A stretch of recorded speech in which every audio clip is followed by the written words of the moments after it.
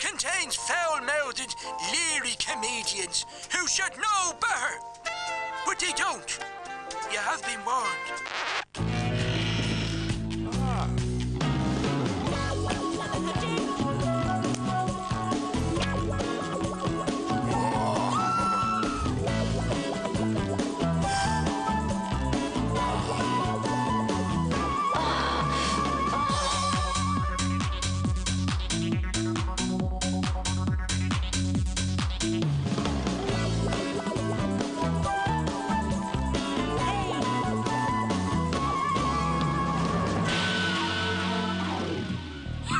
Ladies and gentlemen, you're watching The Lounge. Your host this evening, yes, I'm wearing her G-string. It's Posh Spice!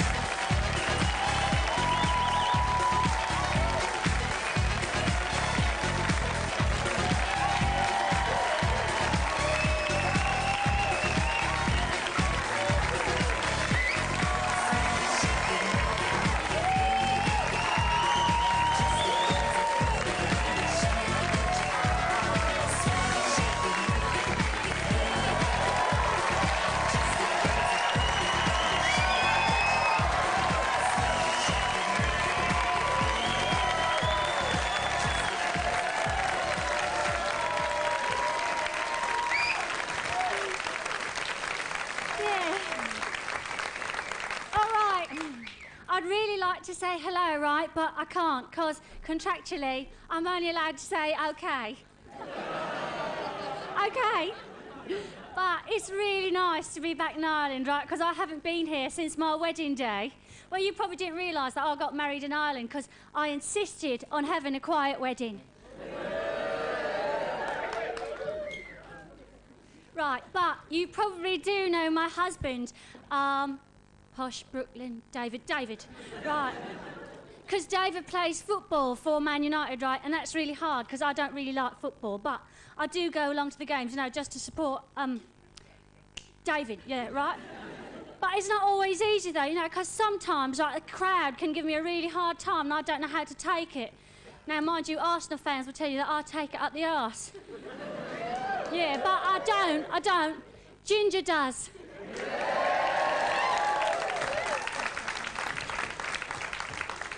Right. That's great, right. But, you know, you all probably know Roy Keane, right? Yeah, right, of course you do, of course. Ireland's a really tiny place, isn't it? You all know each other really well. Well, right, I told Keno that I was coming to Dublin to do a comedy show, right? He said I was going to have a really good laugh, because he said, like, the Irish really love a good slag. And, I thought he was talking about me.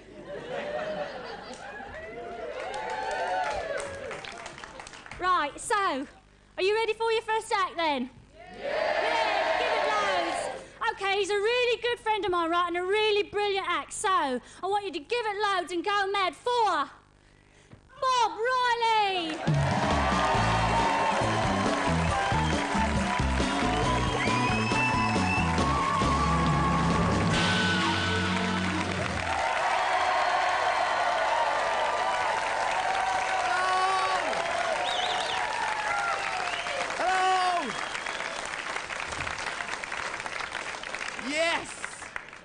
It's great to be here. Yes, it is indeed. Actually, I had to get a bus down because I was planning to walk and just get my head all settled, but I had to get a bus.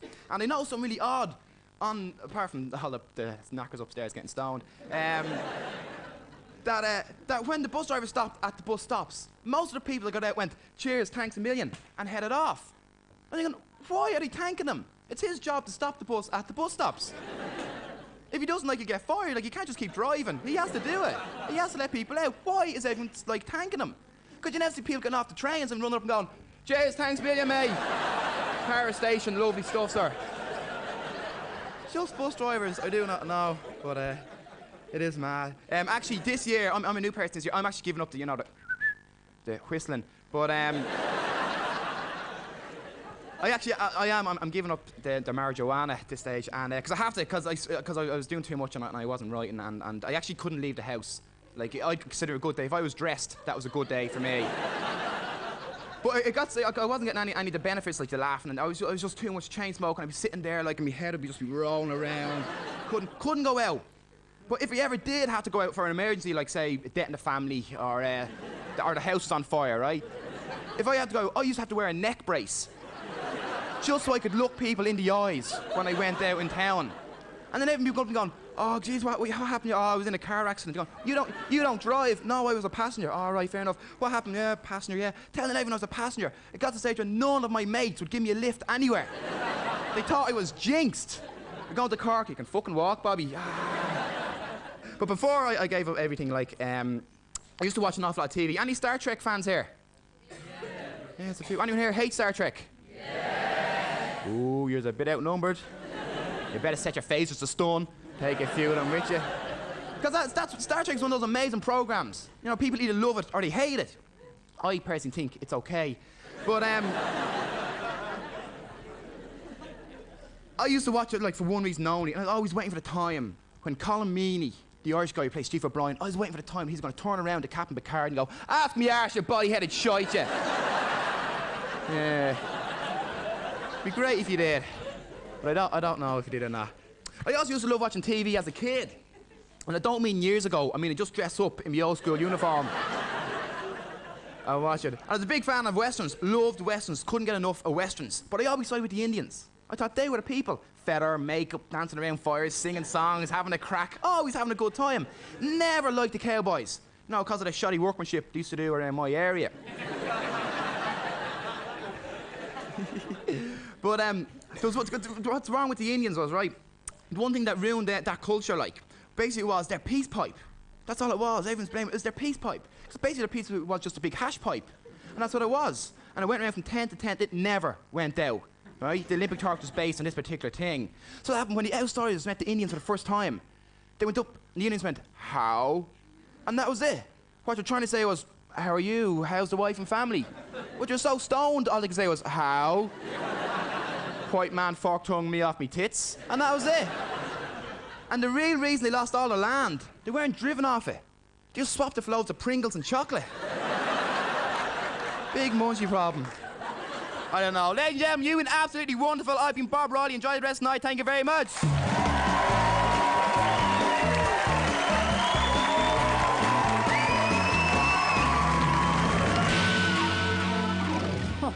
Here, look at that feckin' clown. Huh? What's the funniest thing you'll see all night? Give us a brandy and ginger, will you? We haven't got ginger. For Christ's sake, what have you got? I've got Beck's. Beck's. The bender and the tongue, is it?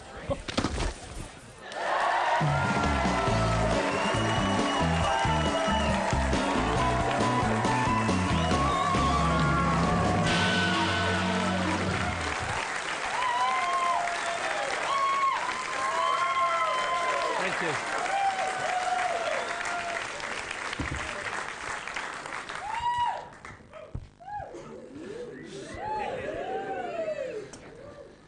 Thank you very much for the welcome. Straight from your hearts. No, it's nice to see all your smiling faces. Although there's a lady there who's not sure. You're not sure about me, are you? You're not sure yet. But I'll win you over.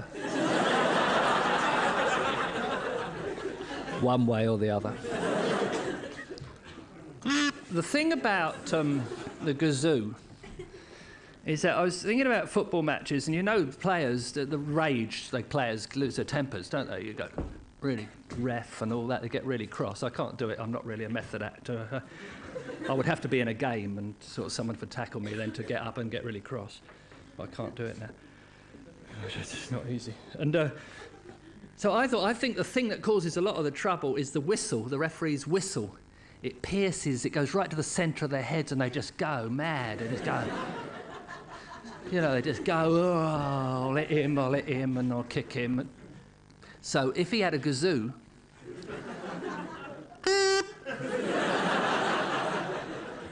then the players would go, "Yeah, sorry." "Yeah, sorry."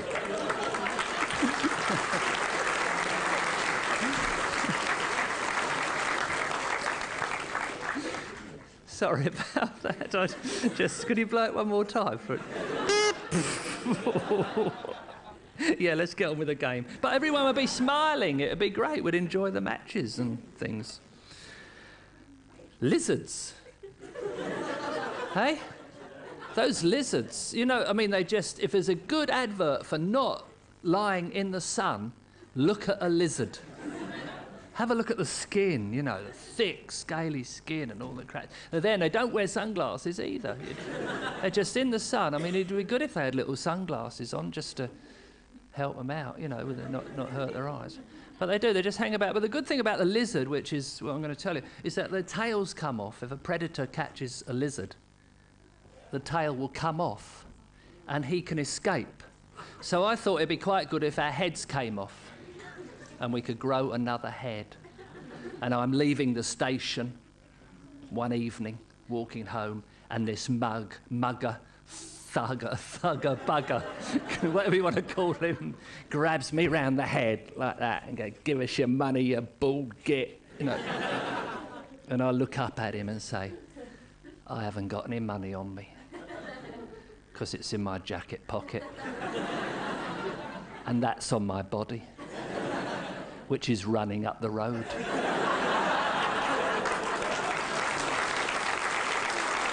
Ladies and gentlemen, thank you very much for your laughter. Good night, thank you.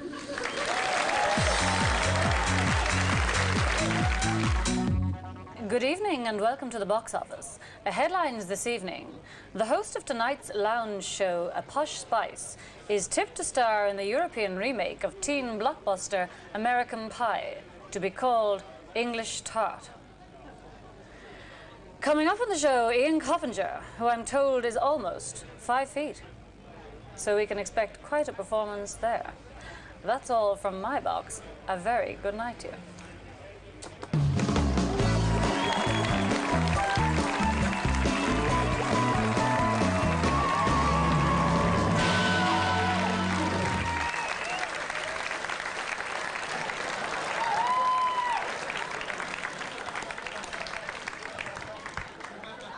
Hello. How's everybody? Anyway, my name is Ian Coppinger. I'm 28 and 5'2", which is a fucking ridiculous height for any adult to be. If you're tall, you won't know this, but condom machines are up really high in pub walls. So I've got to be really excited when I know I'm going to have sex. For me, it's a case of whee! Just to get the coins into the slot. But I don't have sex very often because I'm shit at it. So the way some people say, "How's that for you, love?" I just say, "Sorry about that, dear." Maybe next time we'll get out of the taxi. I watch an awful lot of television. I recently found out why the remote control is called the remote control. It's because it always manages to hide itself in the most remote part of the living room. You can never find it.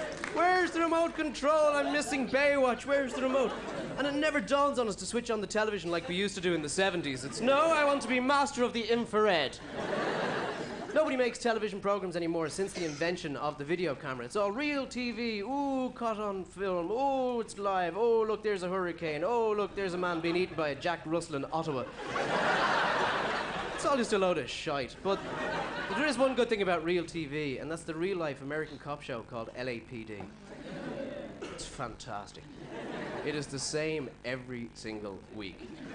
It starts off with this American cop saying, "Yeah, I've been an officer of the law now for 3 years. In that time, I've made 2 arrests and shot dead 457 people. I gotta go now. I got a 418 on the Lower East Side." And he runs over, he gets into his car, and as he's driving to the Lower East Side, he explains what a 418 is. He's there going, "Yeah, it's a particularly hazardous situation. That's a hostage situation in a vehicle. We've got to approach this with absolute caution. Hostage in a vehicle, absolute caution required." Which basically means they ram the car into a wall. At which point in time, the suspect gets out, who is the same suspect every single week.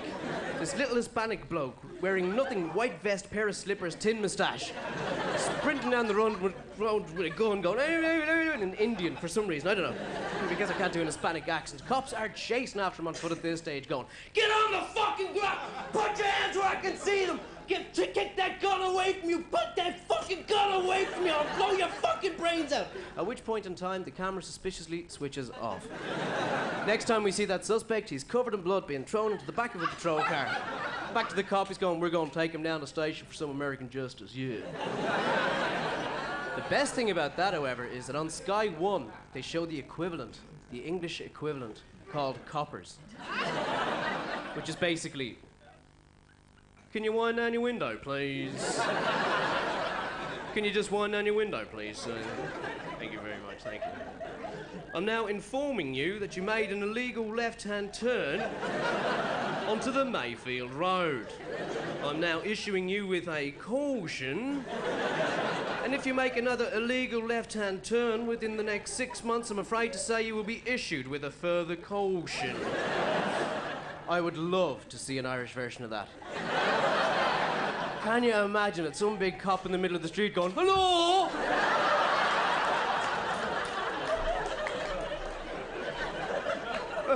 Right, I've been a guard now for a couple of years. Jesus. A grand job. Anyway, I became suspicious that the suspect might be suspicious. And that might be in charge of a motorly propelled vehicle.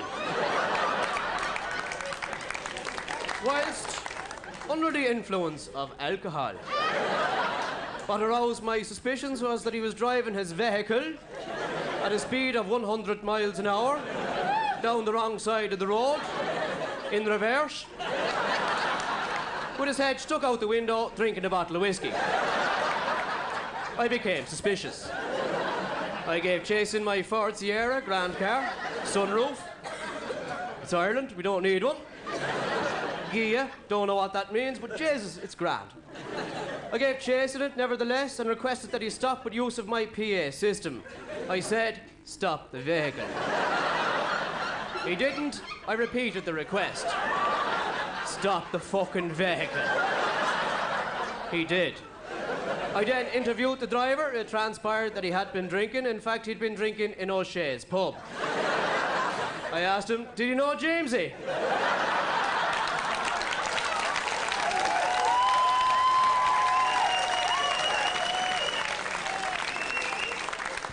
They're golfing partners. I gave him back his keys and escorted him home.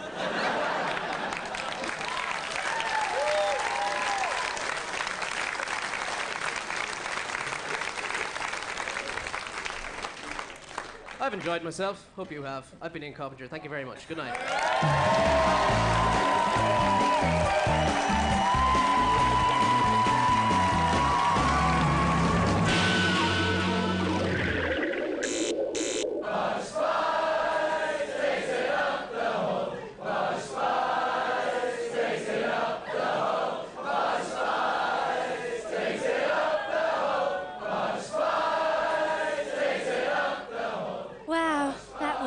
Sweet of you. You know, people often ask me, right, why I fell in love with David, and at first I thought that I really did just want to get into my knickers, but there is so much more to David than that. You wouldn't believe it. He is really deep, right? Now, this is my bodyguard, right? He's Posh Brooklyn David, Vinny, right? Vinny's lovely, isn't he? Now, Vinny, he went shopping with me earlier, right? We got some really great stuff, right? We got this lovely Aaron thong for David. Isn't that brilliant? He is going to love that as long as it's not too itchy. And also, I got this brilliant cap, right, that says New York on the front because it reminded me of Brooklyn. You know, we called him Brooklyn because he was conceived in Brooklyn. Well, actually, you know, he was conceived in the East End of London, but, you know, we thought he'd have hassle enough without being called Peckham Beckham.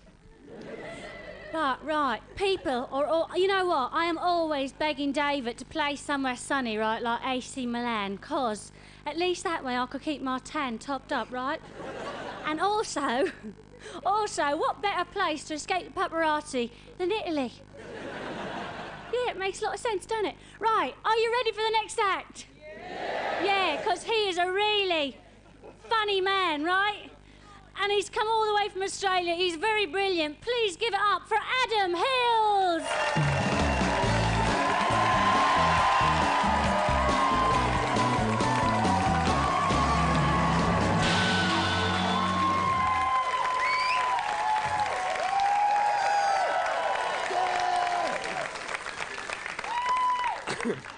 I love this job. This is the only job in the world where you get a round of applause as you start work. Because I just walked from out there to here and you all just went, yeah, well done, you found the venue.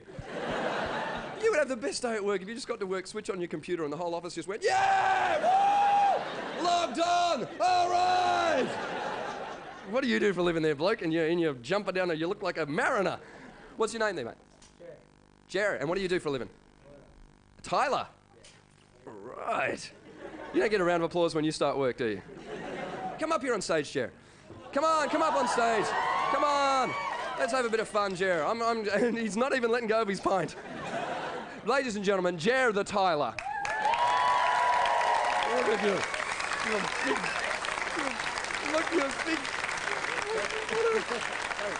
big. Here's what I want to do for you, Jer. I want to get a huge round of applause for you. I want to get a big Jer because, you know, you're a Tyler. You're never going to get to feel what I feel.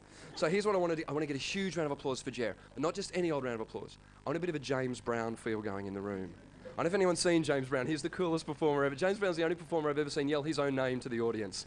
He'd just be singing, I feel good, and then halfway through a song just go, James Brown! And the people just go, oh, James Brown! And they yell, it goes for like 20 minutes of James Brown, James Brown, James. And the audience going, we know who you are, we bought the tickets for God's sake. But the coolest thing happens, bear with me, Jer. The coolest thing happens, he will collapse mid-song. He's just singing a song and the emotion's too much and he just goes, I can't go on. I can't. The crowd go, come on, you can do it. I can't go on. And an old guy comes on and puts a coat around him and they walk. He does it every show. It's like watching a wrestling match. You know it's shit, but you cheer for it anyway. And they go, no, I can't go on. And the crowd go, come on. And then the coolest thing, as he gets to the side of the stage here, his little leg starts to shake. Like when you scratch a puppy in the right spot. His little leg starts to go. And that means he's going to go on. And they go, come on. And then he suddenly tosses off the coat and just goes, James Brown! And 12,000 people go, yeah! It is the wankiest thing I have ever seen. And Jer, you're going to do it all up here on stage tonight.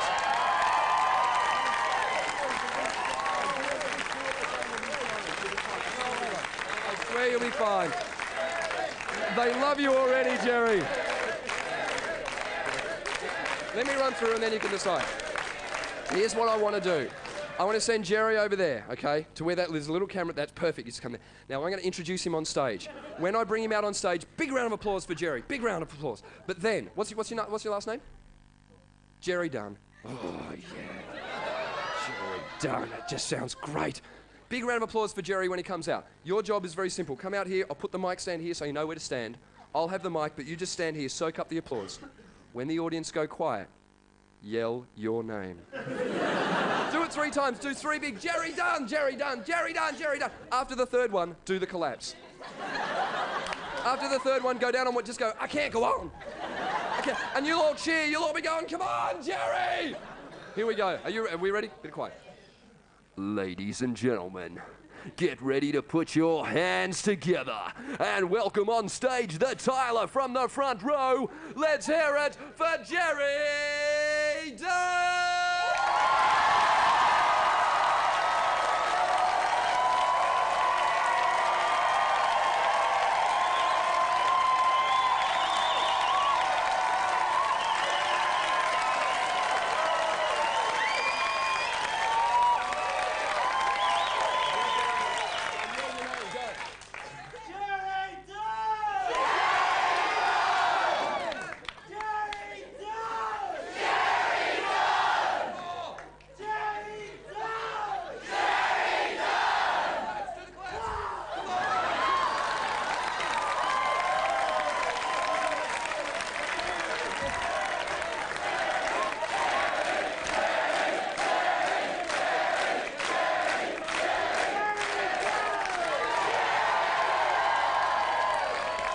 Ladies and gentlemen, let's hear it for Jerry Dunn! Oh, you don't get entertainment like that every day, ladies and gentlemen. My God, and you were amazing. He was so quiet. You were just up here going, oh no, I don't think I can do it. No, I don't think. And then all of a sudden you just went, I am Tom Jones. Ladies and gentlemen, you've been absolutely fantastic. Thank you. Good night.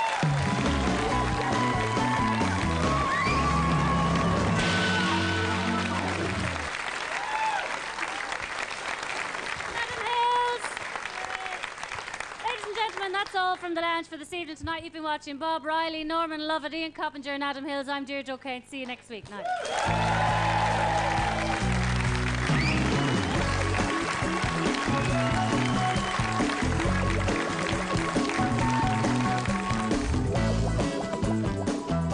You know, people say I am really skinny. That is bad. I am looking really skinny in that. All right. Oh, that's me. That's not so bad. That coat stand is the spitting image of me.